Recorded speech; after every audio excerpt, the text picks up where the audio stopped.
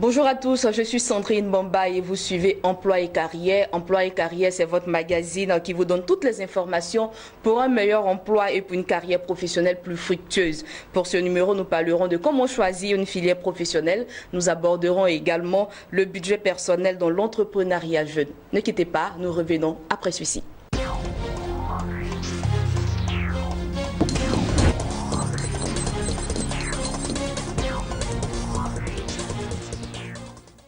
Voilà, je suis en compagnie de André Cuyo. Il est expert consultant, spécialiste de l'insertion professionnelle et de l'entrepreneuriat. Et c'est avec lui que nous échangerons tout au long de ce magazine. Monsieur André Cuyo, bonsoir. Bonsoir, madame. Merci d'avoir répondu à notre invitation.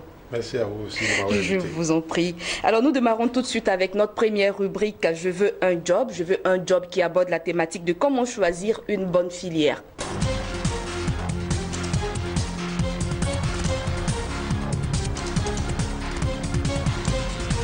Nous savons qu'avoir un bon job commence par choisir une bonne formation. Pour cela, il faut toujours bien choisir sa filière de formation. Comment choisir justement une bonne filière de formation? La question est sur toutes les lèvres des jeunes en quête de formation. Alors, André Cuyo, comment choisit-on une bonne filière?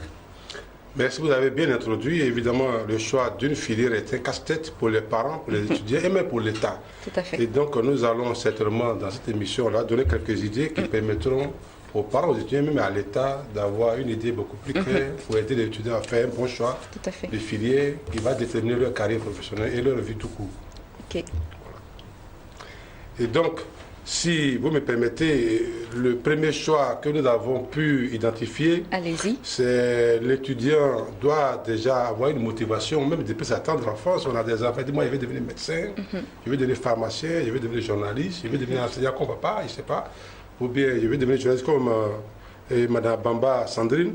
Et donc, mais lorsqu'il grandit, il doit refaire une autre étude pour voir est-ce que je voulais devenir journaliste, est-ce qu'il y a des compétences intellectuelles pour aider les journalistes.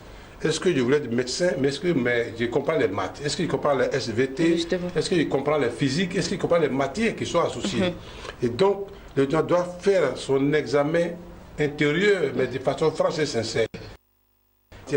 Donc, l'étudiant doit essayer de se jauger, de se peser par rapport à ses objectifs de départ. Voilà. Et voir s'il en a les compétences, le poids intellectuel, évidemment, pour exercer ce métier-là. Aussi voir si le métier n'a pas évolué avec le temps, parce qu'il y a beaucoup de métiers qui évoluent avec le temps. Absolument, il y a des métiers athlétiques, il y a des métiers qui vont disparaître, ou bien qui s'améliorent. Donc c'est à lui de faire ce type de recherche pour voir est-ce que le métier que je vais choisir, est-ce que ce métier-là ne va pas avoir de disparition, est-ce que c'est un métier qui est évolutif, comment je vais rebondir, parce que le choix d'une filière détermine le choix d'une carrière professionnelle, donc le choix de sa vie tout court. Voilà. Et peut-être si vous me permettez, on peut continuer en disant que si on a étudié tout ça, mais il faut que l'étudiant sache quel est son projet professionnel. Le projet professionnel, la plupart des étudiants ne savent pas ce que c'est, mais un projet professionnel, c'est ce qui va déterminer votre comportement sur le marché de l'emploi, votre comportement à choisir la filière. Très souvent, on a des étudiants, tu leur demandes leur projet professionnel, ils n'en ont pas, mais ils sont certainement en droit. Et ils voulaient être, j'ai ce cas-là, l'étudiante voulait être hôtesse de l'air. Et là, je vais poser hôtesse de l'air et elle est en droit. Mais elle n'aime pas le droit. Elle a dit au cours, je suis en cours à ce moment-là avec ces étudiants-là, elle a dit qu'elle n'aime pas le droit, mais ses parents, peut-être que c'est pour interpeller aussi les parents. Justement, il y a des parents qui désirent que les enfants fassent le métier dont ils ont toujours rêvé. Ils ont toujours rêvé dans leur enfance qu'ils n'ont pas fait, donc peut-être que c'est une petite revanche. Mais voilà, la demoiselle, elle le dit, elle est en droit, elle est en licence privée, mais elle n'aime pas le droit. Et peut-être qu'elle va devenir juriste, c'est possible, mais elle sera rattrapée par l'amour qu'elle a en elle, qui enfuit. Elle va organiser peut-être des événements, elle va faire des entreprises d'hôtesse de l'aide, d'accueil, en étant autre chose. Donc, en fait, le métier rattrape. Et donc, il faut que les parents fassent attention. Au lieu que les parents obligent leurs enfants à choisir, c'est mieux d'avoir une discussion Ouverte avec les enfants. Ouverte avec les enfants pour voir leur réelle motivation. Qu'est-ce qu'il veut faire? Le papa qui a une visibilité un peu plus grande que l'enfant, mais l'enfant aussi doit écouter son papa, mais il ne faut pas imposer. L'étudiant non plus ne doit pas imposer sa filière, parce que certainement il n'a pas des informations que son papa a, mais en même temps, le papa ne doit pas imposer. Il faut que ça se fasse autour d'une discussion franche et sincère avec son enfant. Tout à fait. Je pense également qu'il faut aussi faire une étude du marché, n'est-ce pas? Absolument, l'étude du marché c'est capital parce que l'étude du marché se fait comment? Déjà en voyant dans les journaux à grand tirage, quels sont les métiers qui sont demandés, quels sont les emplois qui sont sollicités. Tu veux faire un métier, mais on n'en demande jamais dans ces journaux-là. Tu vas sur le net, on n'en demande pas, ou on en demande peut-être une fois sur 10 ou une fois sur 15. Cela veut dire que ce n'est pas sollicité, il faut faire attention. Aujourd'hui, il y a des métiers qui se créent, par exemple dans la presse. Il y a des métiers, tu as tous les métiers, les corps de métiers. Donc, les étudiants doivent avoir, en Côte d'Ivoire, je prends le cas de la Côte d'Ivoire, il y a des nouvelles télévisions qui ont été agréées, il y a des anciennes qui existent. Tout à fait. Donc, c'est un corps de métiers que les jeunes peuvent déjà commencer à apprendre les différents métiers qui sont autour d'une télévision. C'est vrai, on voit les journalistes, mais il y a les caméramans, il y a plein de métiers à l'intérieur. Tout à fait. Donc, les étudiants, les jeunes peuvent voir ce type de métiers. Ils ont souvent ce type d'exemple. Voilà. Mais la plupart du temps, les gens choisissent les métiers et puis les filières. Demain qui les coincent quelque part. La même filière, bon, il ne sait pas quels sont ses objectifs. Quel est le niveau de relation de ses propres parents? Tout à fait. Si quelqu'un dit à sa fille de faire la pharmacie, mais peut-être qu'il a prévu quelque chose pour qu'après on ouvre la pharmacie, toi tu le fais, mais tu fais comment? Il faudra aussi qu'elle soit bonne en mathématiques et physique et autres. Voilà, je pense également que l'État doit faire beaucoup attention aux différentes orientations de nos enfants après le bac, n'est-ce pas? Absolument, mais lorsque vous voyez dans nos grandes écoles universités privées, mais il y a des choses qui se passent. Tout à fait. Alors, l'étudiant, par exemple, l'État oriente en tenant compte des filières. C'est bien. L'étudiant qui a fait un bac C ou bien bac D, on l'envoie en général dans les matières informatiques et développement d'applications. Et les autres qui ont fait les bacs A, on les envoie directement en marketing, en management. C'est bien, mais dans la pratique, est-ce qu'on s'est rassuré que l'étudiant, lui-même, il a envie de faire la comptabilité? Tout à fait. Là, parce qu'il y a eu un bac D qu'il avait envie de faire la comptabilité. Mais oui, c'était un cas, il y a des étudiants qu'on a envoyés dans une université à l'intérieur du pays, en droit, et puis l'étudiant a eu un bac C. Mais il n'est jamais allé à l'école. Et lorsqu'il a parlé à un autre, il dit, mais non, lui là, il y a un même qui a eu un bac C, a eu une mention, et on l'a affecté à l'université, à la faculté de droit, dans une université de l'intérieur du pays. Mais l'étudiant, il ne peut pas aller, il n'aime pas. Et comme il n'aime pas, il ne va pas à l'école. Mais en fait, l'État, et là encore c'est bon, mais l'État oriente souvent les gens dans les écoles privées. Or, l'État paye la scolarité, l'État se comprend par des parents, un père de famille. Donc l'État paye la scolarité de ces étudiants-là. Mais si tu as un étudiant qui n'aime pas la matière, l'État paye peut-être 1 million, 2 millions pour rien. Parce que l'étudiant, il ne va pas. Il ne va pas. Donc il faut discuter nous, à l'école, avant, il y avait des l'orientation qui venaient donner les conseils déjà pas de la 3e.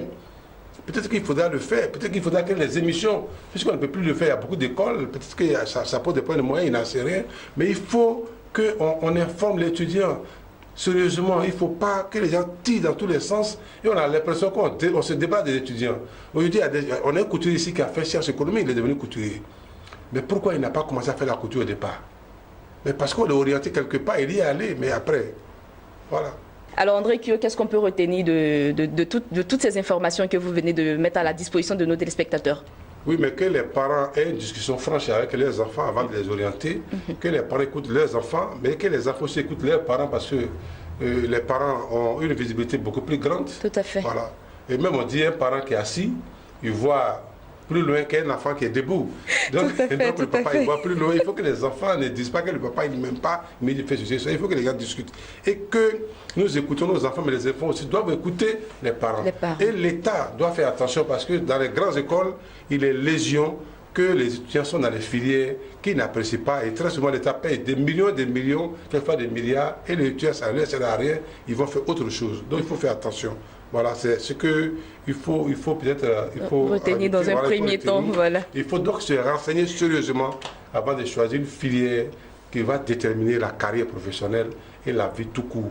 Alors, chers téléspectateurs, j'espère que vous avez bien pris note de tous ces conseils. Place est faite à présent à notre deuxième rubrique qui est la rubrique Espace Espoir.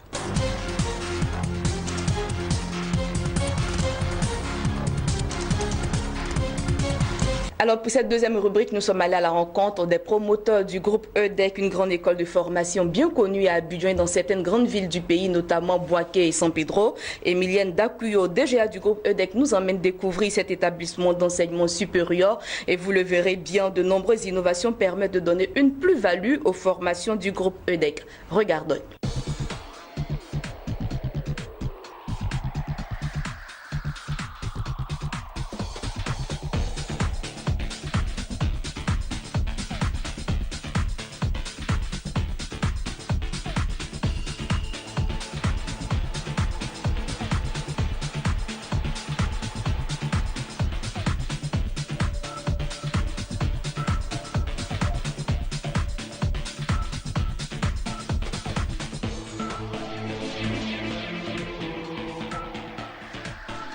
Le groupe EDEC existe il y a 12 ans de cela et il est gouverné sous la propole du fondateur, M. Dakuyo Paul. Le groupe EDEC est représenté dans 3 villes, notamment Abidjan, Boaké et San Pedro. Voilà.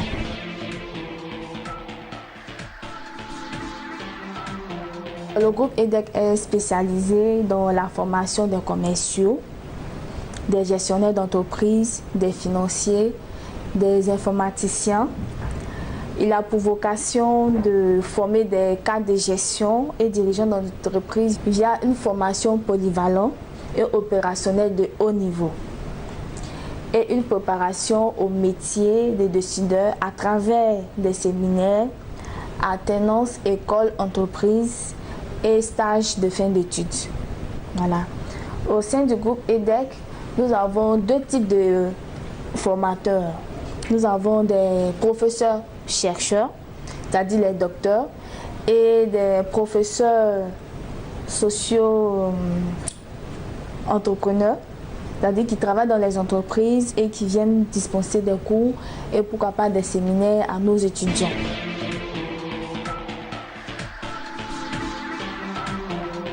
J'ai été recommandée par une amie. Et sincèrement, lorsque je suis venue, j'ai vu des changements. C'est-à-dire, les professeurs ici, je vais plus me baser sur les professeurs. Les professeurs ici sont un peu comme des pères. Qu'ils frappent là où il faut frapper fort et qu'ils encouragent là où il faut encourager. Ce sont nos points forts en fait. Très important la pratique. Voilà pourquoi j'ai choisi EDEC, qui nous donne la chance d'aller sur le terrain, d'aller voir ce qui se passe. Contrairement à d'autres établissements qui ne donnent pas la chance aux étudiants d'aller sur le terrain, aller chercher des clients, mais EDEC nous donne la chance.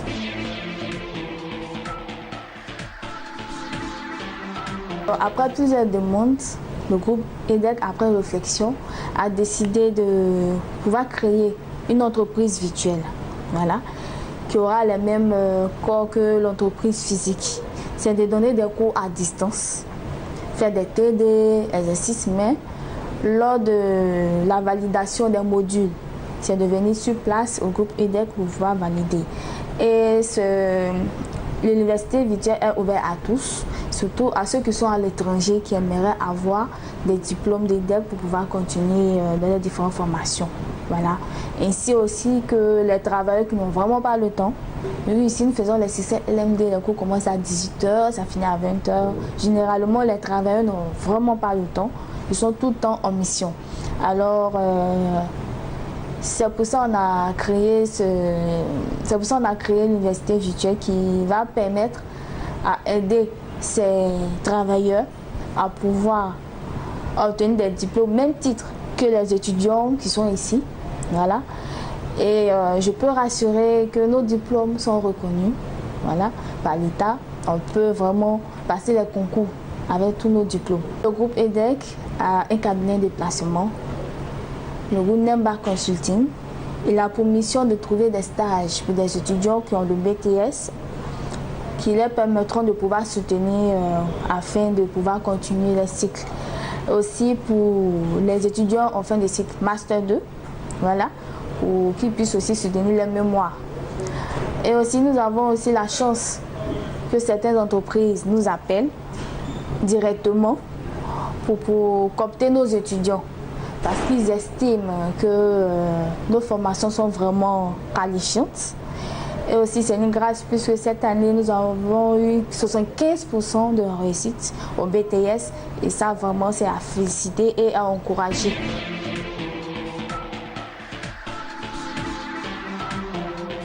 Vous pouvez nous joindre au plus 225 22 48 78 66.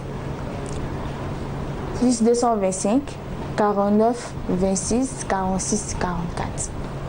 Et même vous pouvez même aller sur le site groupeedec.com ou aller sur Google. Tout simplement, tapez le groupe EDEC Abidjan, vous verrez immédiatement le site de l'école avec toutes les informations que vous souhaitez avoir. Ainsi aussi les informations concernant nos cours en ligne.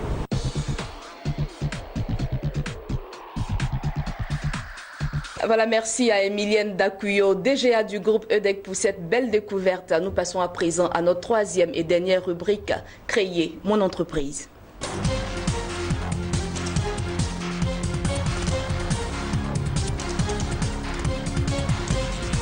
Alors, nous sommes à la toute dernière rubrique de ce magazine qui est Créer mon entreprise. Et vous allez le voir, il y a beaucoup de jeunes qui pensent que créer son entreprise, on a besoin forcément de beaucoup de moyens. Nous allons vous démontrer qu'on peut commencer sur fonds propres. Et c'est avec un recul encore que nous allons vous le démontrer. Les jeunes entrepreneurs ont toujours pensé qu'il faut attendre tout de l'État.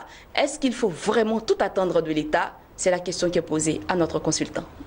Merci beaucoup, madame, pour la question. Elle est directe, elle est pertinente, elle est franche, elle est sincère. Merci à vous. Oui, mais en fait, je le dis, peut-être que c'est une déformation, comme je suis enseignant, surtout dans le milieu des étudiants, je les observe.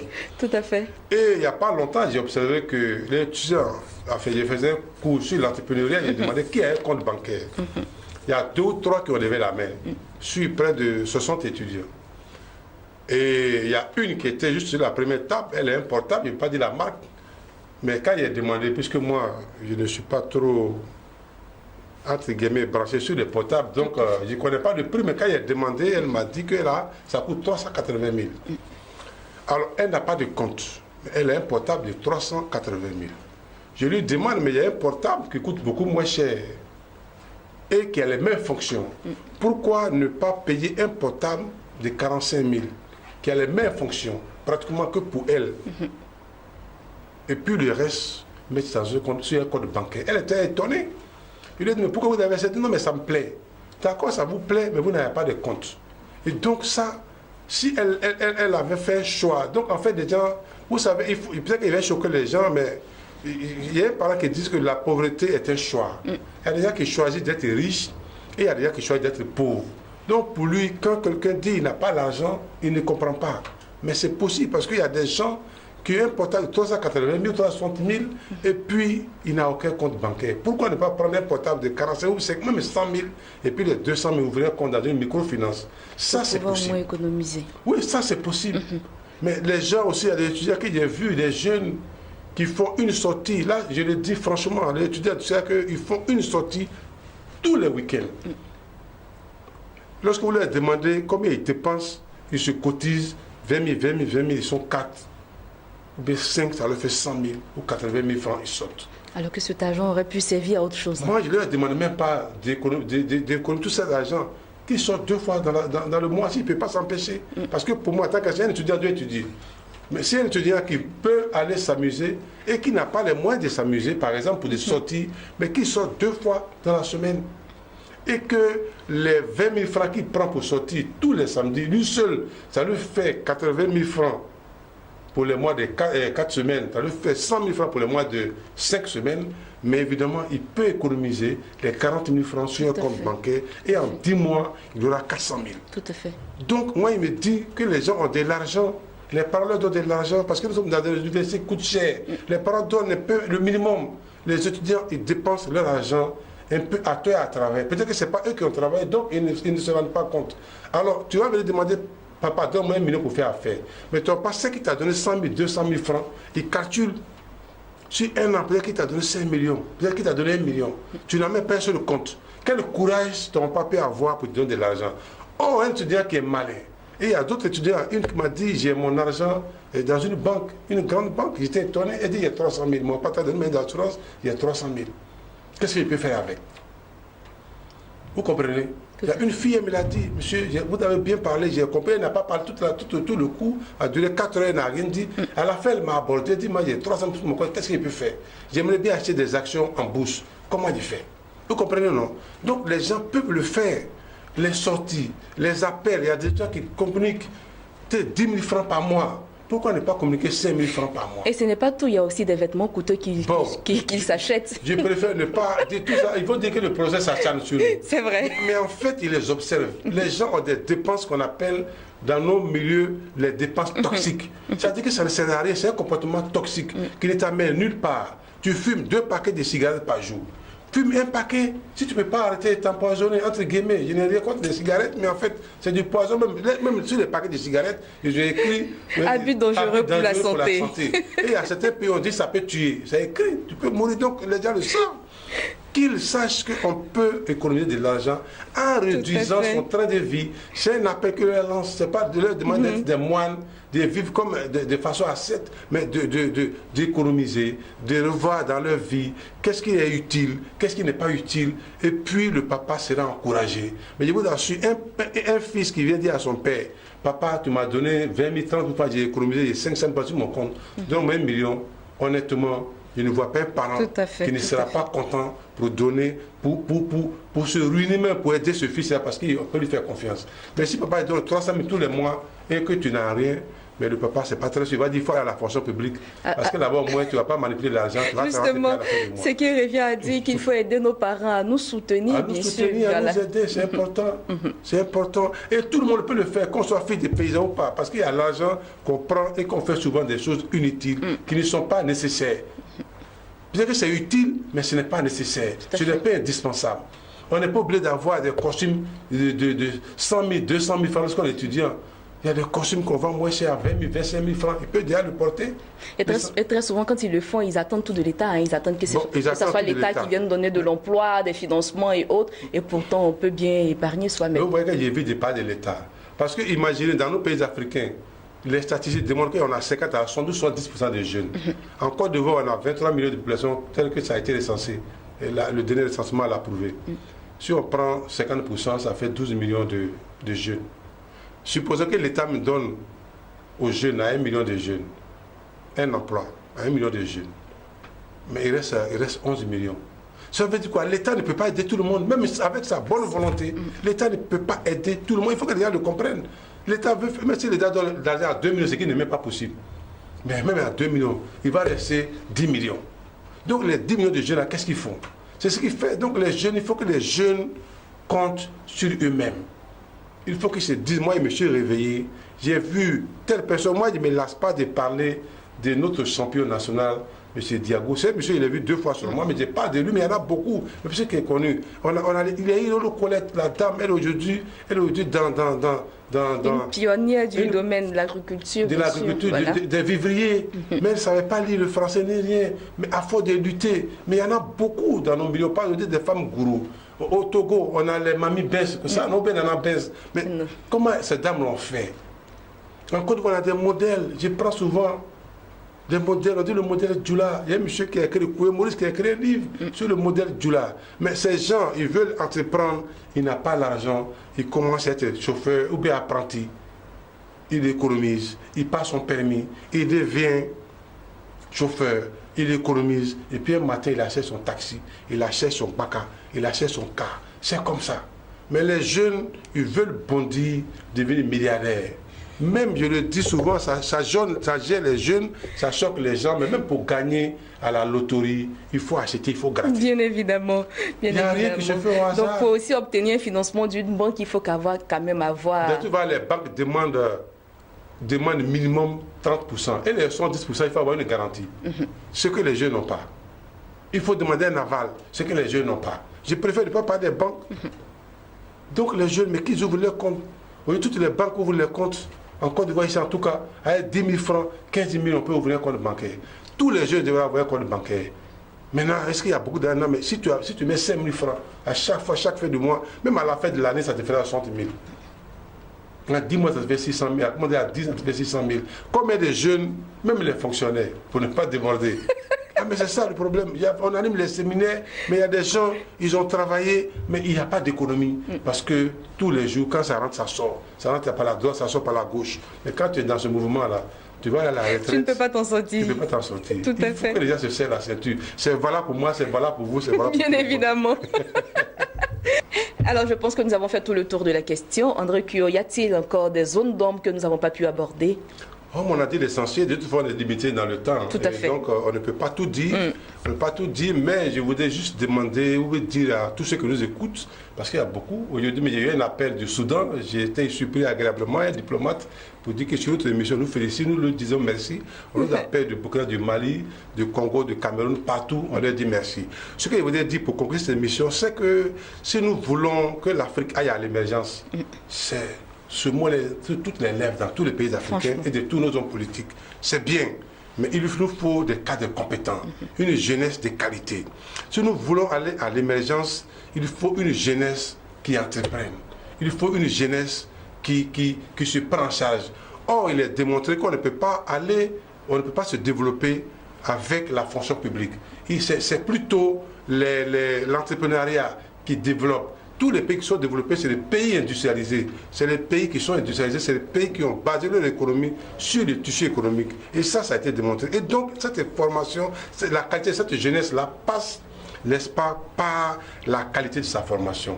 Que la formation soit continue ou initiale, qu'elle soit qualifiante ou professionnelle, qu'elle soit diplômante ou, je ne sais pas, il faut que les jeunes se prennent en charge, parce qu'on ne peut pas se développer à une jeunesse aux abois. Et donc, le choix des filières pour que les jeunes ne soient pas aux abois, c'est extrêmement important. Le choix des écoles, on en avait parlé, c'est extrêmement important. On ne peut pas amener les écoles, les étudiants et nos enfants dans n'importe quelle école.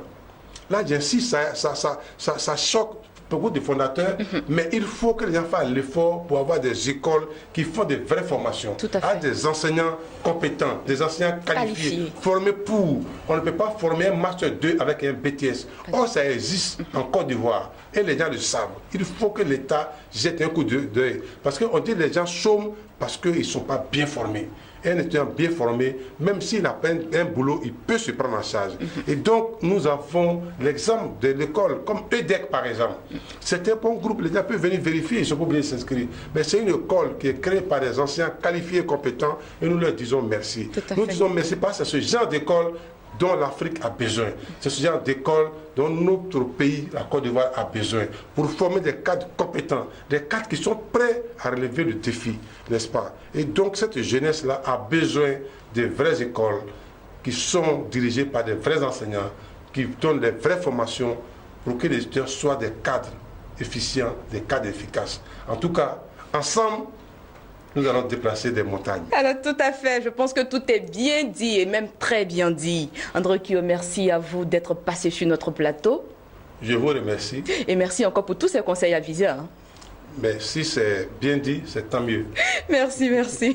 Alors, chers téléspectateurs, je vous dis merci de nous avoir suivis. C'était votre émission Emploi et Carrière présentée par Sandrine Momba. D'ici là, portez-vous bien.